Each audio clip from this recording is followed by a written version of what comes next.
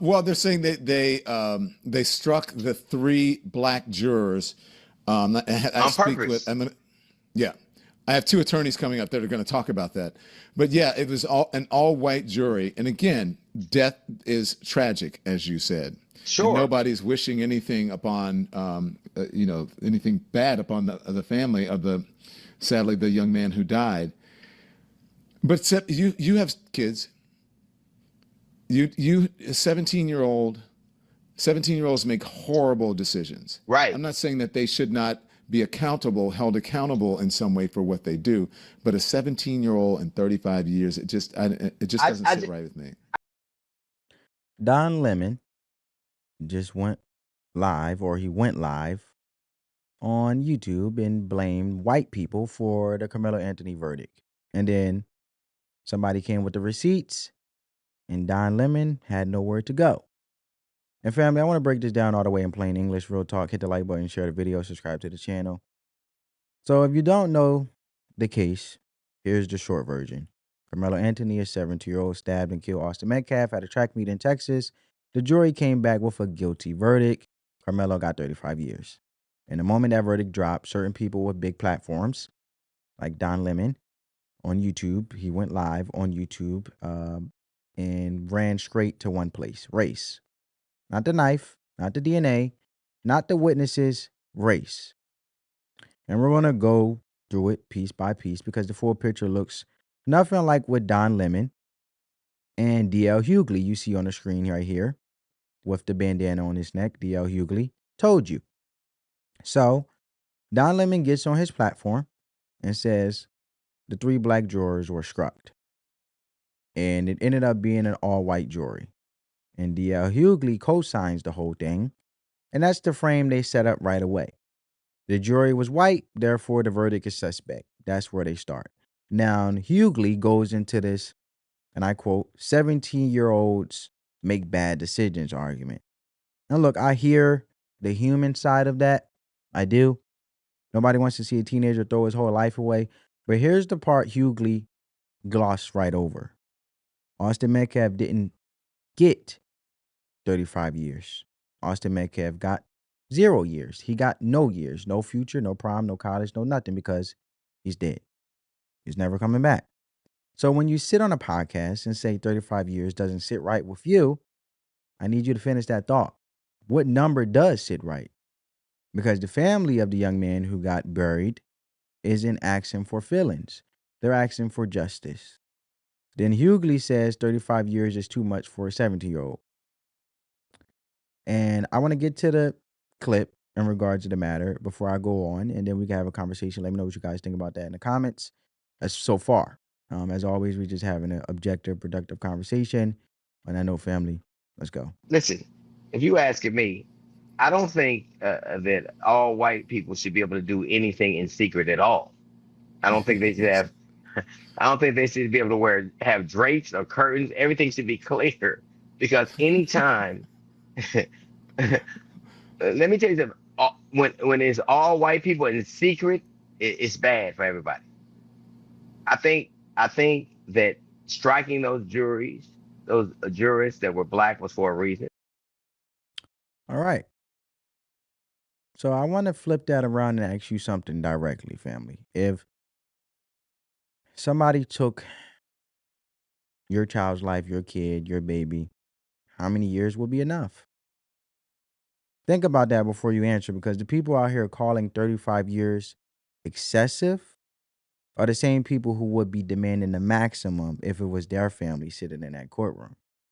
But here's the one that really got me. Hughley said, and I want you to really think about this and hear it clearly as I'm talking about it, that he doesn't think all white people should be able to do anything in secret, as you heard. Not be in meetings, not have curtains, not have drapes. That was his actual position. Now, I'm not going to blow my top over it, but let's call it what it is. That's not analyst. That's not an analyst. That's not legal commentary. That is straight up race driven rhetoric that may come off to those. I've seen individuals say that it comes off race baiting, dressed up as a hot take. And you can't build a serious argument about a courtroom verdict on the idea that white people shouldn't own window treatments. And here's the contradiction that boggles me or boggles my mind the most, which is why we're having a conversation. Um, Black eyewitnesses were at the track meet. This is fact. Black people who were on the ground, who saw what happened with their own eyes, testified that Karmelo was wrong. Hughley completely erases those people from the conversation. He acts like they don't exist. And that's a fact. You guys can look it up. It's a fact. It came out in the reports. So you got black witnesses telling the truth. Eddie Pera, who was there, happened to be Carmelo Anthony girlfriend friend, and he's just associate. He only knew Carmelo or came across him a couple times because by association he knows Carmelo because he's cool with Carmelo Anthony's girlfriend. So Eddie Pera, who is black, from my understanding, and many other witnesses who names weren't, exposed, but Eddie Pera was, because the defense of Carmelo Anthony was trying to say that was his best friend, but Eddie Pera basically debunked that and said, we are not close friends. I only know him by association of his girlfriend, talking about Carmelo Anthony. But he was part of Memorial High School. He attended Memorial High School. He was at the track meet under the tent, which is Memorial High Schools and Austin Metcalf High Schools. Memorial High School was their high school, and that was their tent. Carmelo Anthony didn't attend or wasn't a part of their high school. So he was the guest under their tent that wasn't part of their school. All right.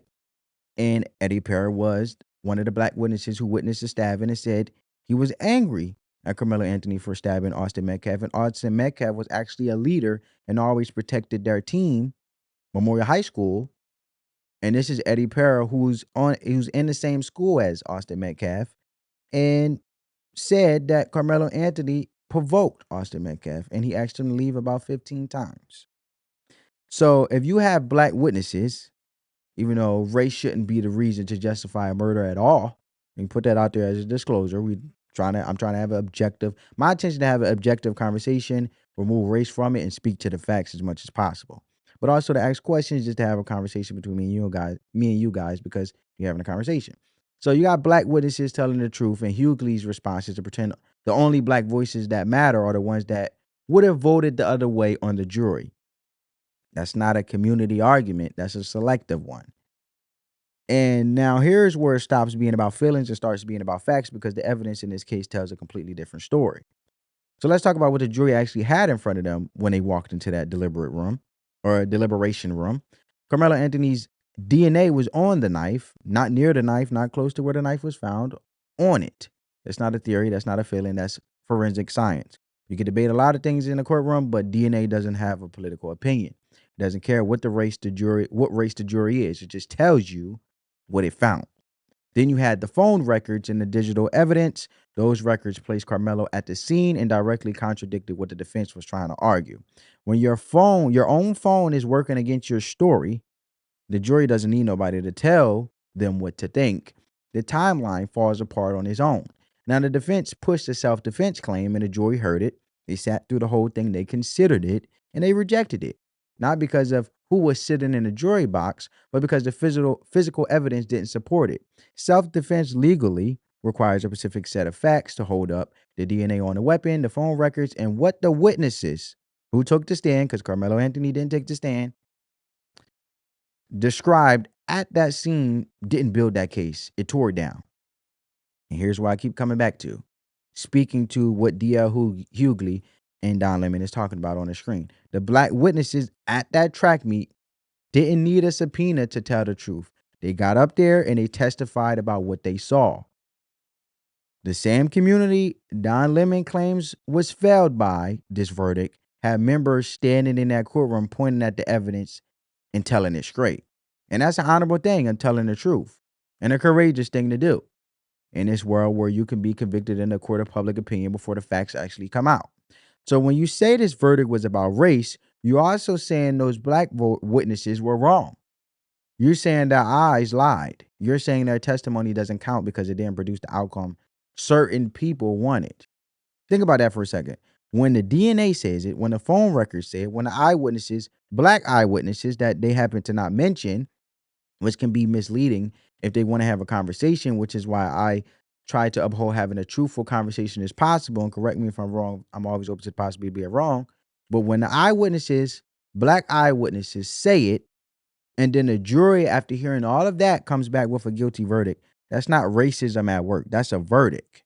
That's the system doing exactly what it's supposed to do, following the evidence to its conclusion.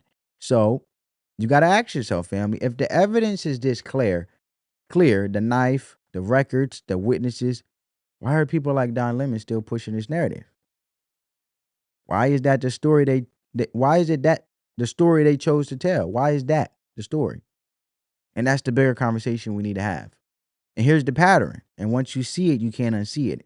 Every time a verdict lands that certain media figures didn't want, the first thing they reach for isn't the evidence file, it's the jury's race or personal ad hominem attacks.